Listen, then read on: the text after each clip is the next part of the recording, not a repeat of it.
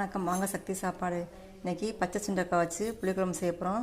அதுக்கு 3 ஸ்பூன் நல்லெண்ணெய் சேர்த்துருக்கேன். தாளிக்க சோம்பு, வெந்தயம், கடுகு, ஒரு கைப்பிடி சின்ன வெங்காயம்,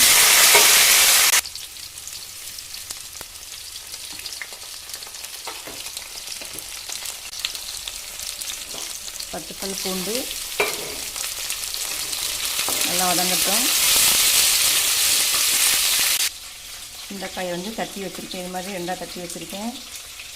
இதை சேர்த்துக்கலாம்.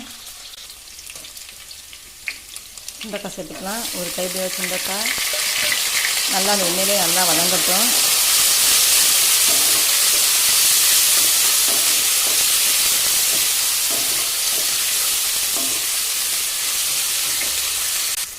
நல்லா வதங்கிடுச்சு. தக்காளியை அரைச்சி சேர்த்துக்கலாம்.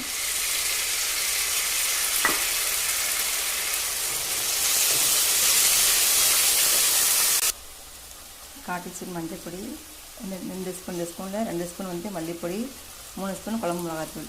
இது வந்து கொஞ்சம் காரம் அதிகமாக இருக்கும், அதனால் மல்லிப்பொடி சேர்க்குறேன். நல்லா வதங்கிடுச்சு.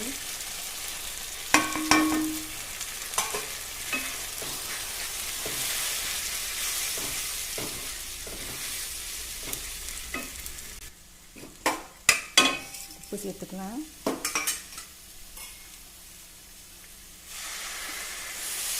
எலுமிச்சம்பழம் அளவு புளியை கரைச்சி வச்சுருக்கேன். அந்த புளி தண்ணி சேர்த்துக்கலாம்.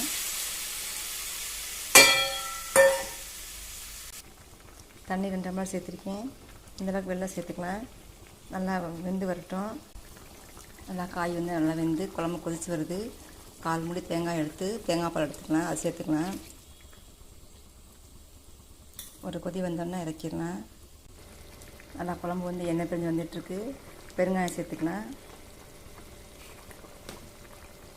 கொத்தமல்லி சேர்த்துடலாம். நம்மளோட பச்சை சுண்டக்காய் குழம்பு ரெடி ஆயிடுச்சு.